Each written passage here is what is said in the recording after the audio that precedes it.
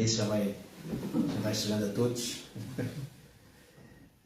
Uma das coisas, esta manhã, que eu gostaria de falar é algo que é necessário, porque é uma das coisas que realmente importa a Deus, que é a unidade da sua igreja. Essa unidade não é uma questão secundária, nós não podemos deixar para trás. Ela está no cerne, no seio do Evangelho, no centro do Evangelho. Sem unidade, a igreja torna-se impotente para proclamar o Evangelho. E porquê é que nós falamos disso? Convido os irmãos a abrir em João 17, verso 23, a oração de Jesus, a oração sacerdotal. Jesus vai focar esta questão da unidade. João capítulo 17, verso 23,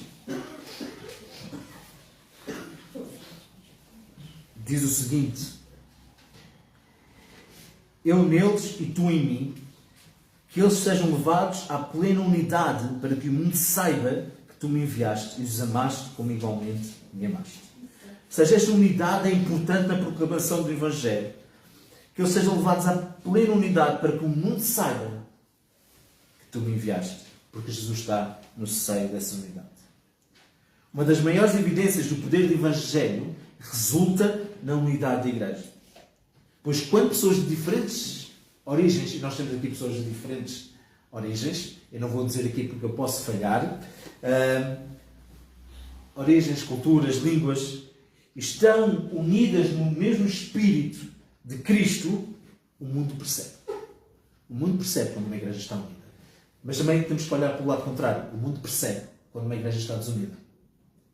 Sabem que nós percebemos, se nós olhamos, eu já falei isto em algumas ocasiões aqui, quando nós olhamos para a Idade Média, quando a igreja era perseguida de uma forma poderosa, o que é que acontecia com o Evangelho?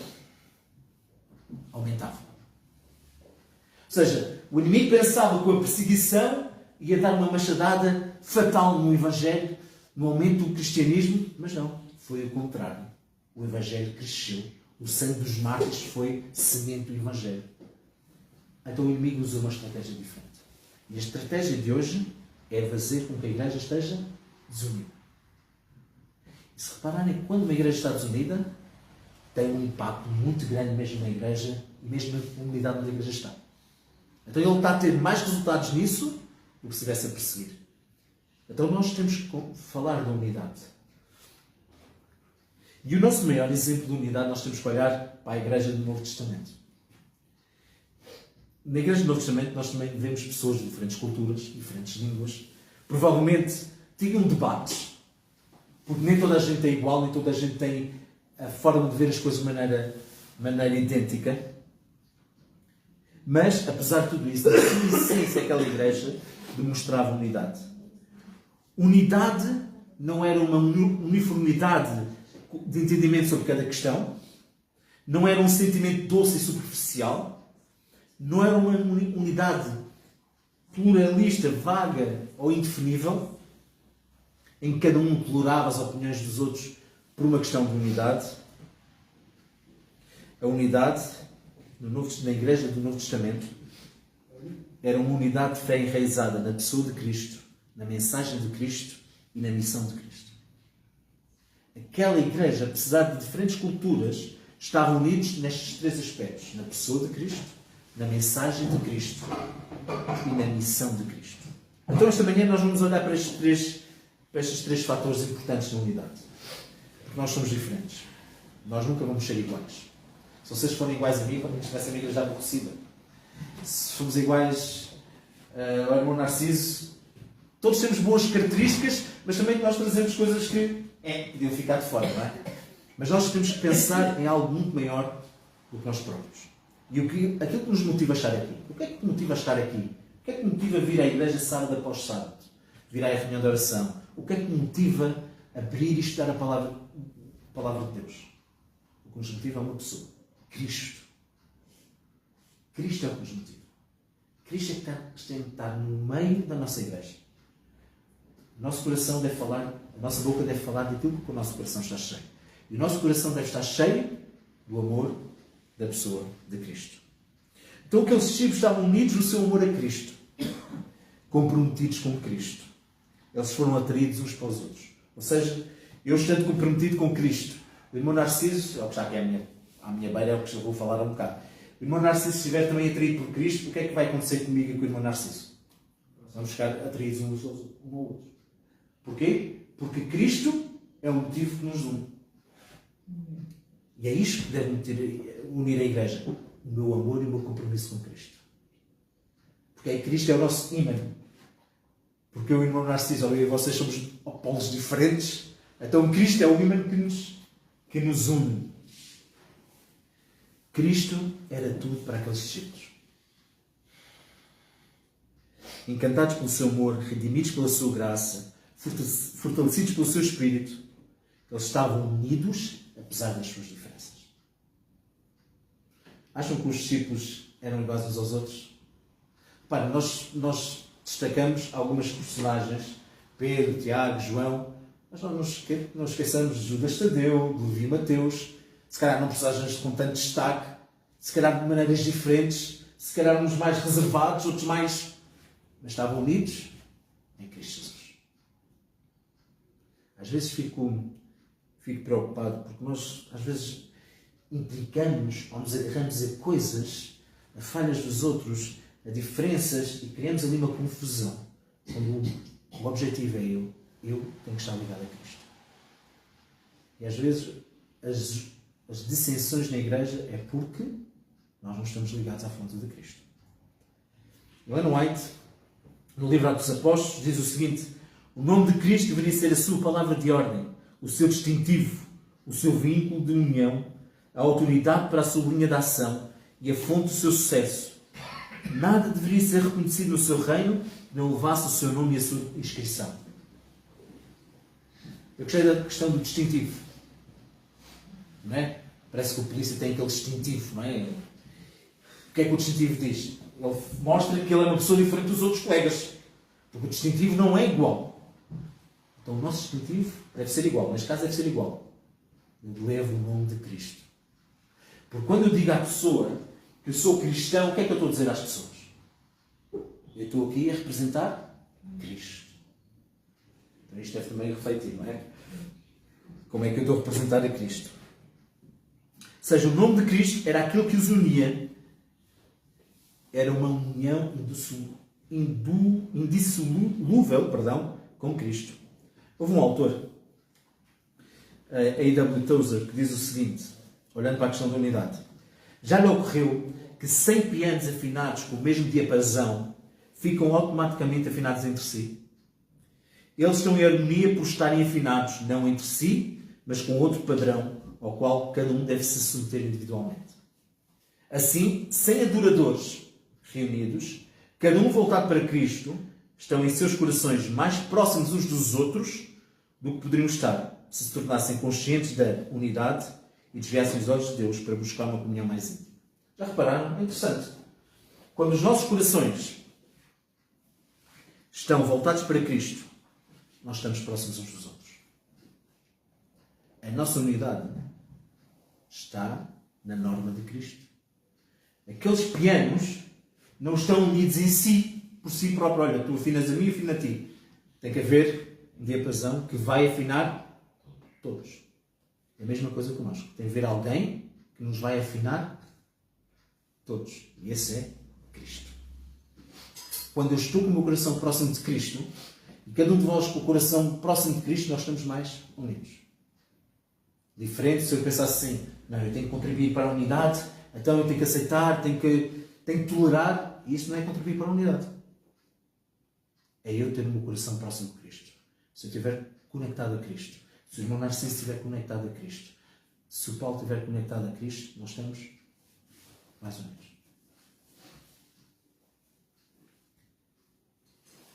Ajustados a Cristo, os discípulos estavam ajustados uns aos outros. Cristo tornou-se o grande diapasão, digamos assim, o grande unificador daquele grupo. E nós vemos, olhamos para os discípulos, pelo menos para aqueles 11, já vou retirar as Judas da equação. Pedro era aquele que... Como é que era Pedro? Explosivo. João também era explosivo, mas vemos que mudou. Havia outros que diziam: eu quero ser o maior, eu é que sou maior. Tinha ali diferenças entre as pessoas. Mas nós vemos que todos eles morreram, exceto João. João também morreu, mas morreu de forma natural. Todos eles morreram por amor a Cristo. E já não olhavam para as falhas dos outros. Motivavam-se uns aos outros porque o seu objetivo era Cristo.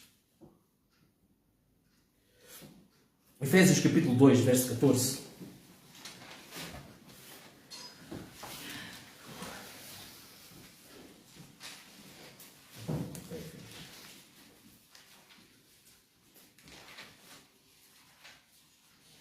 Efésios capítulo 2, verso 14. O apóstolo Paulo aqui também fala da...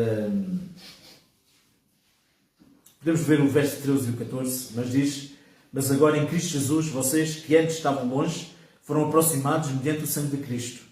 E o verso 14 diz: pois Ele é a nossa paz, o qual de ambos fez um e destruiu a barreira, o muro da inimizade. Não é? Aqui o apóstolo Paulo está a falar da ponte entre os judeus e os cristãos, os gentios, perdão. Que Cristo é a nossa paz, quebrou a barreira. O que é que Ele fez? Uma ponte entre ambos. Então o que nos liga, apesar de sermos diferentes, apesar de nacionalidades diferentes, maneiras de falar diferentes, culturas diferentes, o que nos liga é Cristo. E isso é bom, meu querido irmão. Isso é mostra e tem um impacto fantástico na missão. Porque se nós olhamos para um local de trabalho normal, quando tem várias culturas diferentes, qual é a tendência? Confusão. E quando as pessoas olham para uma igreja e perceber que um é português, outro é brasileiro, outro é de outro sítio, Cabo Verde, Santo Tomé, mas estão unidos, eu disse aqui algumas nacionalidades quando eu disse o que não ia dizer, se falhei alguma, peço perdão, quando estão unidos, eles vão perceber, mas esperem, mas como é que vocês estão unidos? Como é que vocês estão tão diferentes, culturas diferentes, maneira de pensar diferente? Temos a oportunidade de dizer, nós estamos unidos em Cristo Jesus. Porque em Cristo não há nacionalidade. Não é verdade? Minha filha ontem falava assim: pai, comigo é que vamos... Quando eu adormeço a minha filha, agora faz-me perguntas, porque ela quer que eu conte histórias do céu, e faz-me perguntas interessantes, e ela assim: pai, comigo é que vamos falar do céu? Já sei, pai, é brasileiro. Eu... não, filha. Nós vamos lá falar uma língua no céu. Vai haver um só pastor, um só rebanho. No céu vamos estar unidos a quem? Unidos a Cristo. Mesma coisa. E a unidade que nós vamos viver no céu, nós podemos vivenciar aqui nesta terra. Quando os corações... Aí continuar. Efésios 4,16. Aí avançar mais do que eu queria. Efésios 4,16.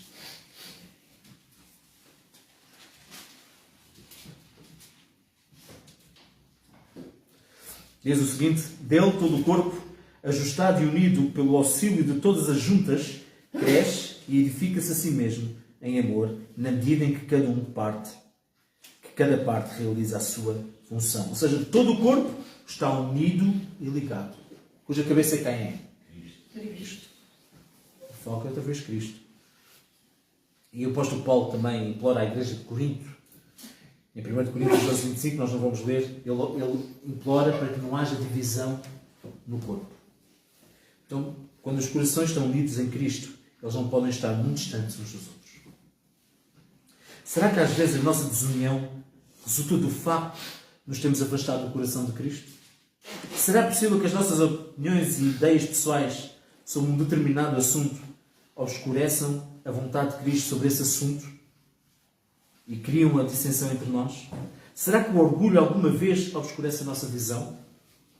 Será que a razão pela qual os discípulos estavam em uníssono no dia de Pentecostes foi porque eles, sem vergonha, renderam as suas vontades à vontade de Cristo e estavam dispostos a renunciar a tudo o que esperavam dele e uns dos outros? Será que às vezes as nossas dissensões, as nossas ideias pré-concebidas, ou dizer que eu acho que assim é que deve ser, obscurece a vontade de Deus? Muitas vezes a vontade de Deus é contrária ao que eu penso. Muitas das vezes. Por isso que é tão importante quando a minha vontade está sincronizada com a vontade de Deus. Porque a vontade de Deus deve ser a minha vontade, não é? Muito bem, então percebemos que a unidade está centrada na pessoa de Cristo. Mas também nós vamos estar unidos na palavra de Cristo. A Igreja do Novo Testamento estava ancorada ao compromisso dos discípulos com a palavra de Deus, com a mensagem de Cristo. João 17:17, o que é que nos diz? É um texto bastante conhecido. Se eu dissesse a primeira palavra, vocês iam atrás. João 17:17.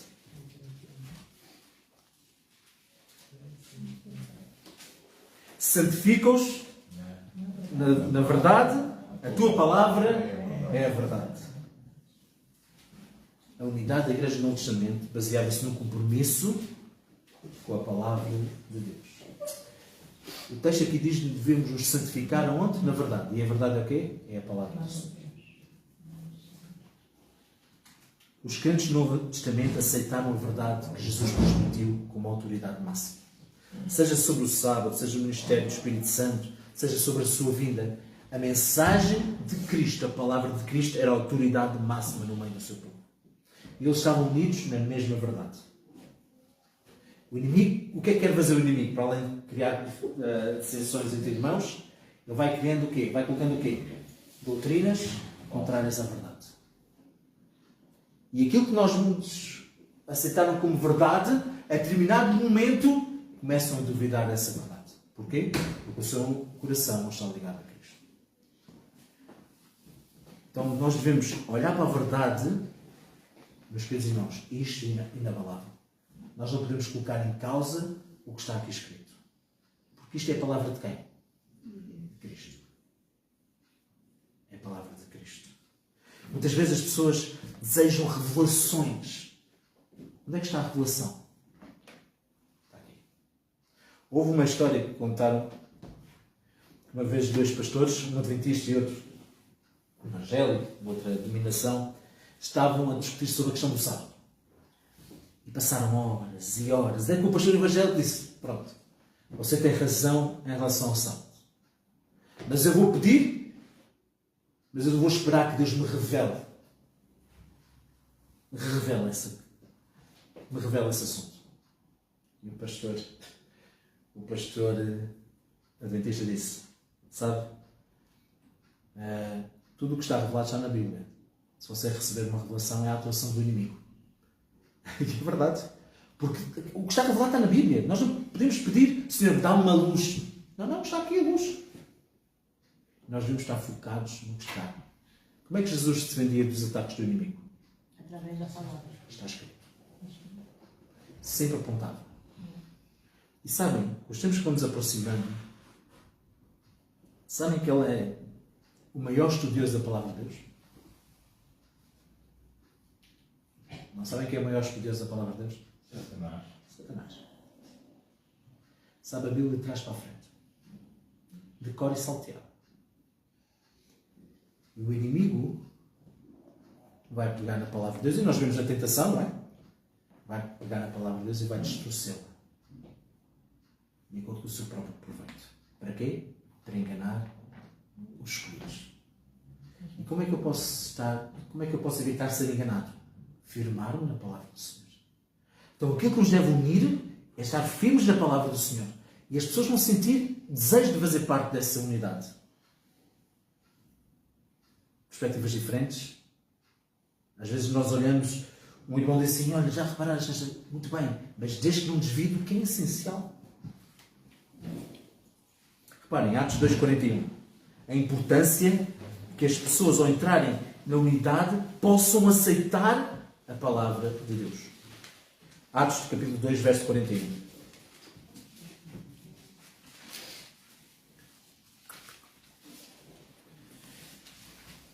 Diz o seguinte: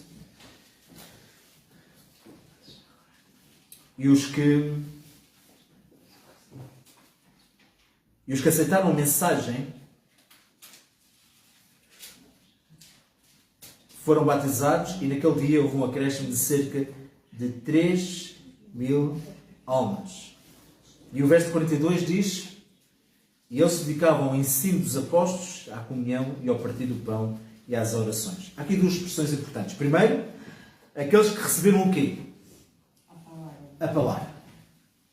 Aqueles que entraram em comunhão que se batizaram foram aqueles que aceitaram a palavra de Deus como norma da sua conduta. E outra expressão que diz, não é? Eles perseveraram, se dedicavam ao ensino dos apóstolos. E qual era o ensino dos apóstolos? Era a palavra de Deus. Ambas as expressões implicam uma aceitação e um compromisso com as verdades imutáveis e eternas das Escrituras. Sabe como é que era conhecido o povo adventista há alguns anos atrás? Alguém se lembra? Eu sou mais jovem, por isso. Era o povo do livro. Era o povo que andava sempre com o livro. Era o povo que falava sempre, apontava sempre para as Escrituras. Hoje, se calhar, somos o povo dos smartphones, que agora a Bíblia está nos smartphones. Mas era o povo que estudava a Bíblia, buscava a Bíblia. E houve, alguns anos atrás, fizeram um inquérito. Não sei se foi cá, acho que foi cá em Portugal. Fizeram. E os resultados foi 52% dos membros adventistas estudavam a Bíblia com regularidade. Acham que é um bom número ou um mau número? E agora deve ser pior, pastor. Os primeiros por si nem se falam. Querem ainda mais baixo. 52% dos membros adventistas estudam a Bíblia regularmente. A palavra de Deus faz parte da armadura do cristão. Se eu não uso isto, eu estou aberto para ser atacado por um.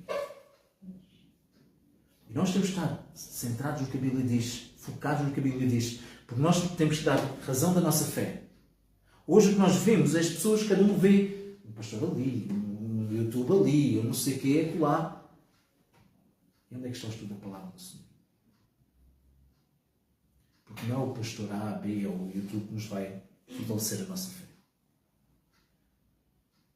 Nós não vamos estar perante tribunais humanos e dizer: esperem, Sr. Juiz, deixa-me ver aqui um vídeo no YouTube. Ou deixa-me ir telefonar ao meu pastor, ao meu ancião. Esta semana não estou em escola sabatina. Como é que era aquele assunto do sábado? Sabem que quando nós estamos em grupo, nós estamos com a fé fortes. A nossa fé só nós vamos perceber o tipo de fé que nós temos quando nós estamos isolados. Quando nós somos atacados com várias coisas. Aí é que nós vamos perceber que tipo de fé que eu tenho. Se eu estou realmente firmado na palavra de Deus ou não. E aquele povo estava firmado nas Escrituras. Unidos na mensagem de Cristo.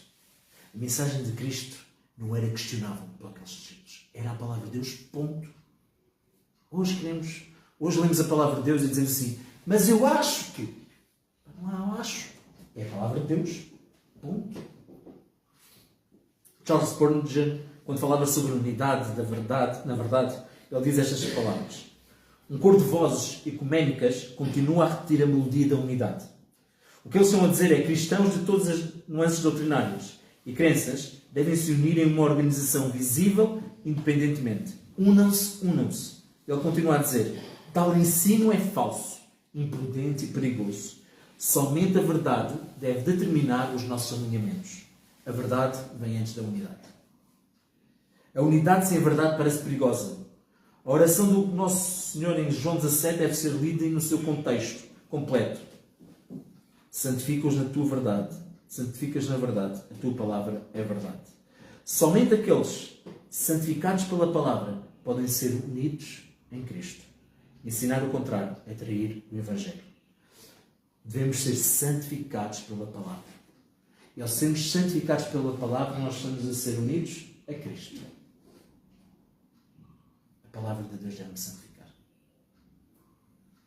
Não achem, não pensem que o conhecimento que tens agora é o suficiente. Porque muitas vezes a gente pensa, e eu sou adventista há 41 anos, alguns são mais tempo do que eu. Eu sou adventista desde berço. Desde que nasci, então posso criar o erro de pensar assim: o conhecimento que eu tenho até agora basta, é o suficiente.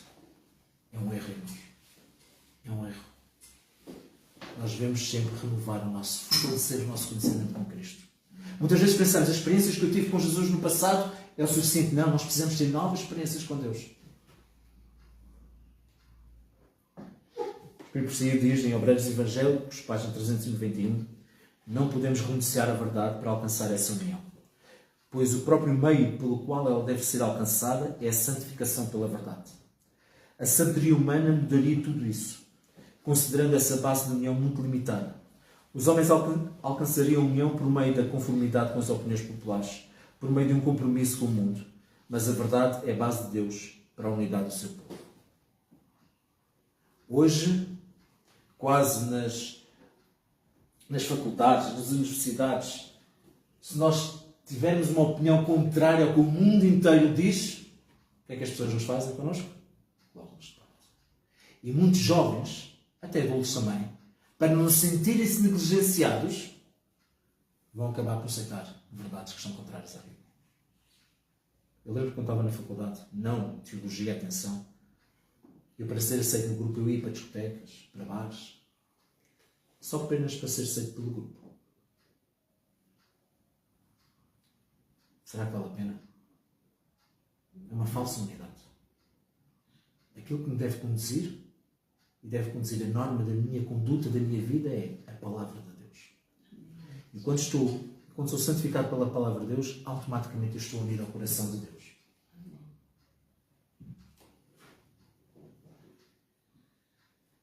Nós vemos vários exemplos em que a palavra de Deus é a base. Vemos no dia de Pentecostes, vemos o estudo profético que Filipe deu ao etíope, quando ele estava a ler, que capítulo é que ele estava a ler o etíope? Isaías 53, não é? E que ele não entendia. E o que é que o Filipe vai fazer? Um estudo bíblico, baseado nas Sagradas Escrituras. Ou seja, toda a pregação de todos os apóstolos, do apóstolo Paulo, era baseada na palavra de Deus. E os bereanos faziam uma coisa fantástica.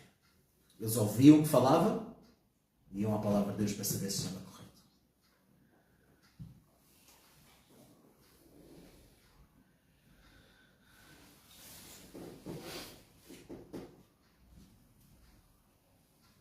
Quando o povo de Deus estiver unido em Cristo para proclamar a palavra profética de Deus no poder do Espírito Santo, a terra será iluminada com a glória de Deus.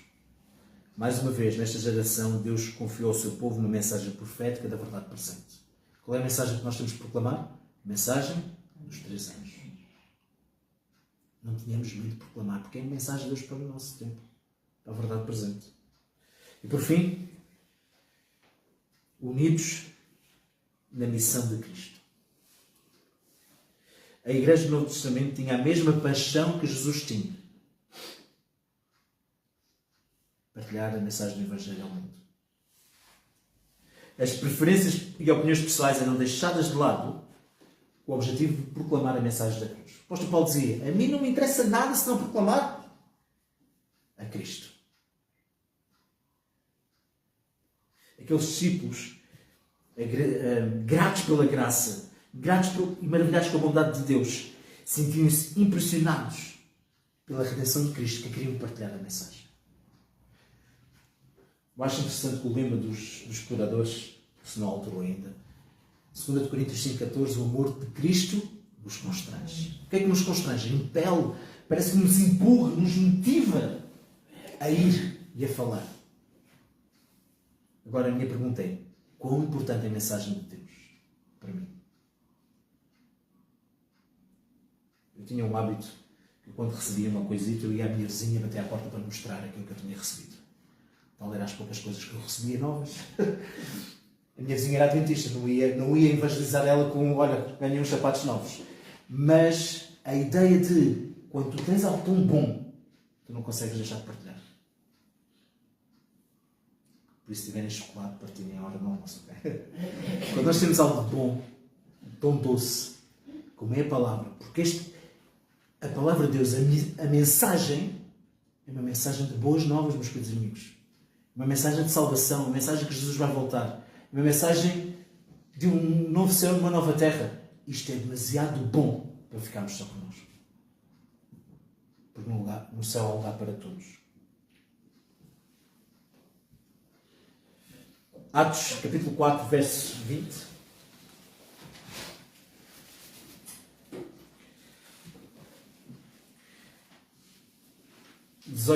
Do 18 até ao 20, não é?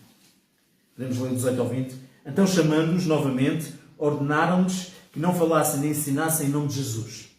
Mas Pedro e João responderam: julguem os senhores mesmos, se é justo aos olhos de Deus obedecer aos senhores e não a Deus. Pois o versículo 20, Atos 4:20, pois não podemos deixar de falar do que vimos e ouvimos.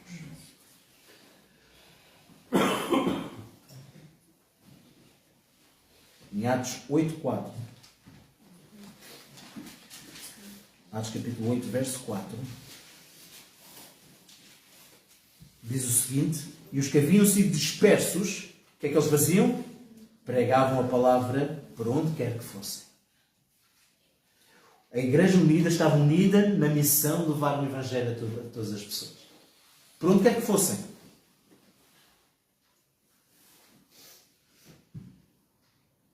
Eles tinham uma paixão. A mesma paixão que Jesus tinha. Tornou-se a paixão deles.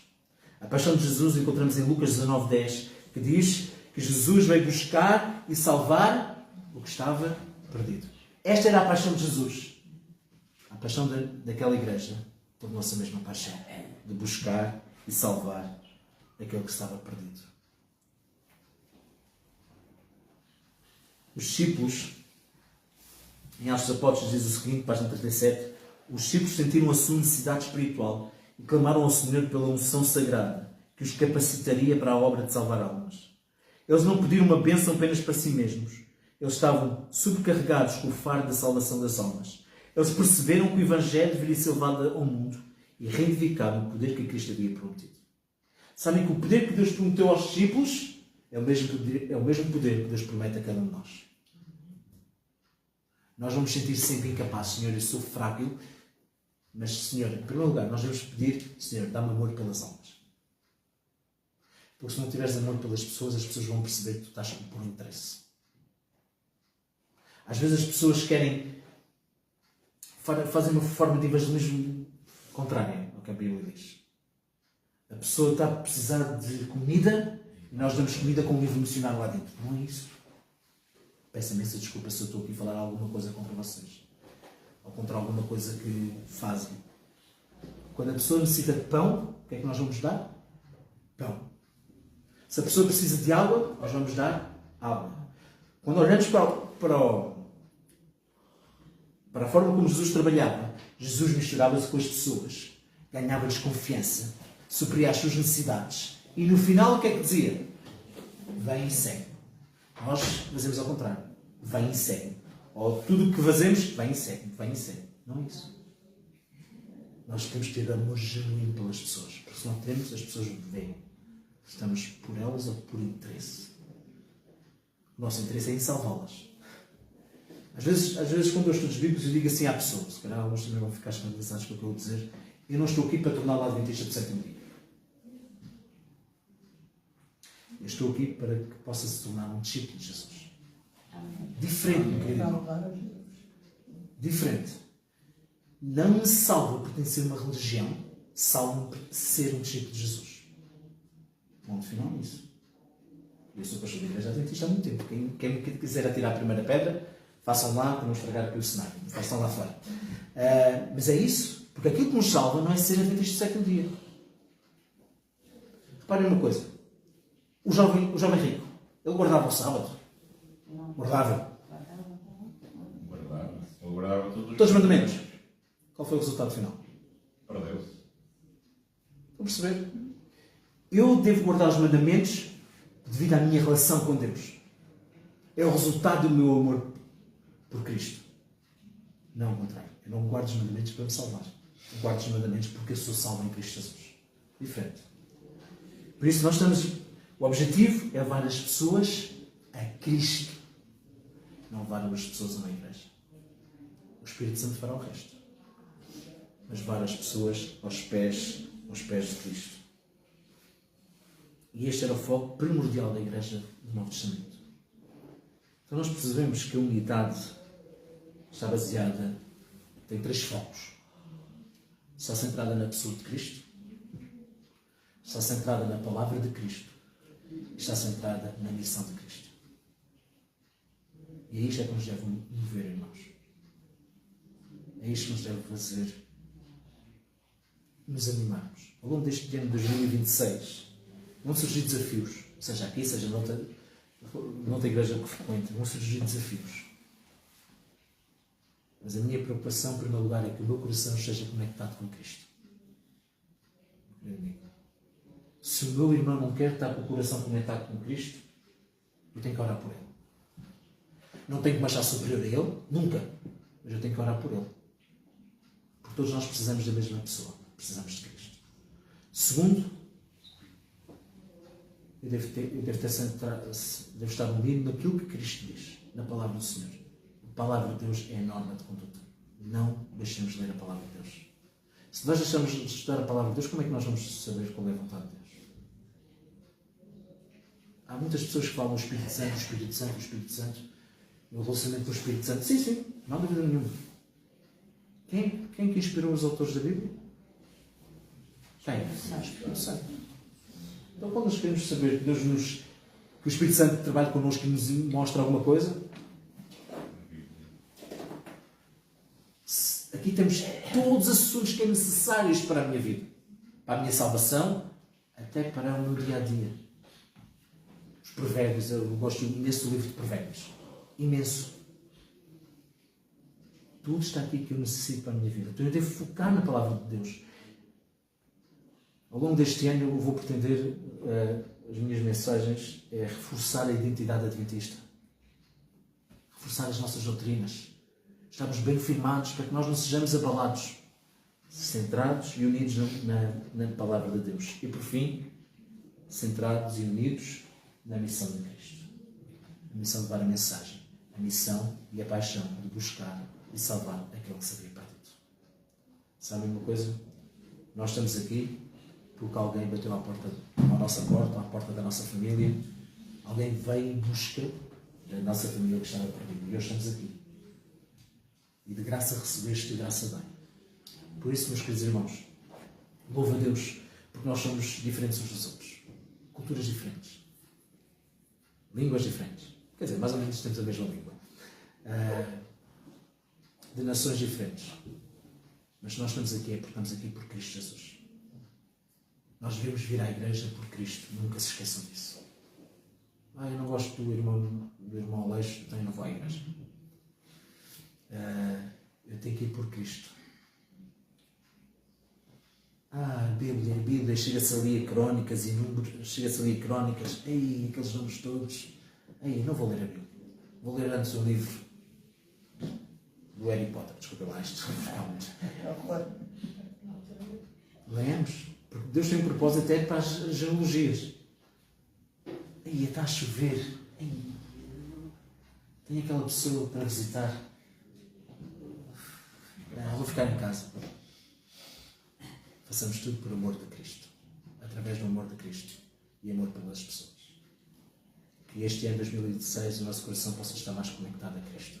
Porque quando estiver conectado a Cristo, todas as outras vão se encaixar. Porque sabe uma coisa, o 2000 passou, significa que a vinda de Jesus se aproximou cada vez mais. Eu não sei se vou chegar ao 2026. Temos que acreditar que Jesus vem este ano. Se a gente não acredita, a nossa fé vai por algo abaixo. Mas pastor, ainda há muitas coisas que não aconteceram. Não interessa, Jesus pode vir. Porque o tempo de Deus é diferente do nosso, não é? Mas que cada dia nós possamos nos preparar para a vinda de Jesus. E uma igreja unida, a comunidade de Vila Real vai perceber. Uma igreja unida, desunida, a comunidade de Vila Real de Santo António também vai perceber. Então, precisamos estar unidos e quero terminar com um texto, é este que agora me lembrei. 1 de João, capítulo 1, verso 1 até...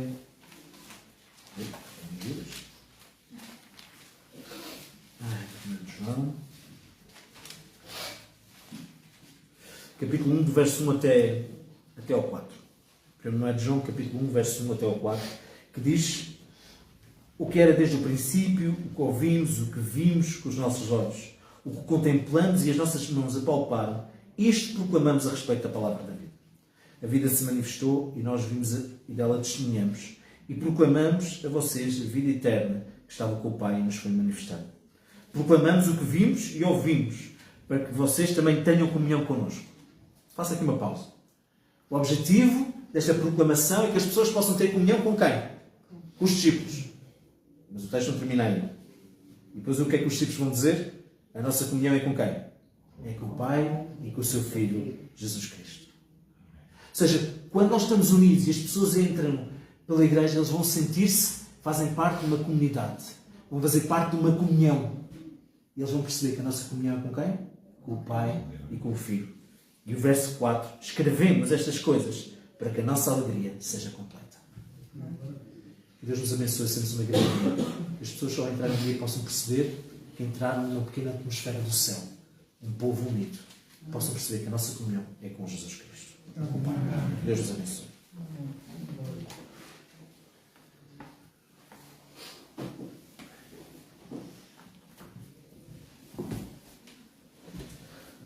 Para terminarmos o culto desta manhã, vamos entoar o hino 242. 242.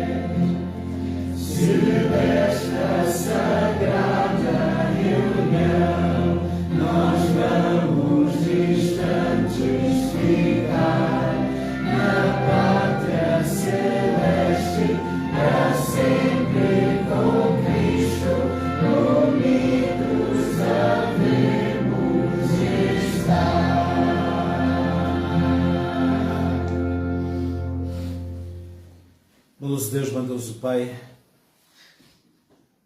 que estes benditos laços que nos unem possam estar ligados a Ti, Pai. Querido Deus, estamos a iniciar um novo ano, 2026. Sempre nos colocamos com propósitos, com objetivos, mas, Senhor, que o nosso primordial objetivo seja que o nosso coração possa estar mais intimamente ligado ao Teu Pai.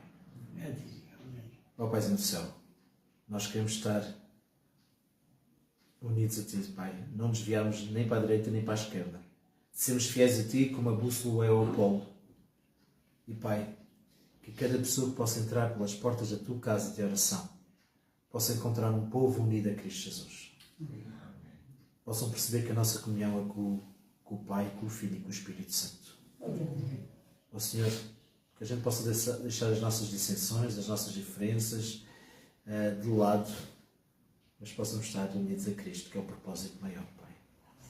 Ajuda-nos mesmo nas nossas diferenças a percebermos que o mais importante de tudo é Jesus Cristo. Fortalece cada um de nós na nossa caminhada espiritual, na nossa caminhada até à volta de Jesus. Possamos estar firmes na palavra do Senhor e possamos também ter a mesma paixão que Cristo tinha de buscar e salvar aquele que se havia perdido. Abençoa a Tua Igreja de Vila Real. Que 2026 seja um ano de crescimento espiritual, crescimento numérico, Senhor. Mas estamos ao Teu dispor. Usa-nos como um corpo cuja cabeça é Cristo. Possamos cumprir com a Tua missão nesta cidade, Pai. São as bênçãos que queremos pedir e agradecer em nome de Jesus. Amém. Amém.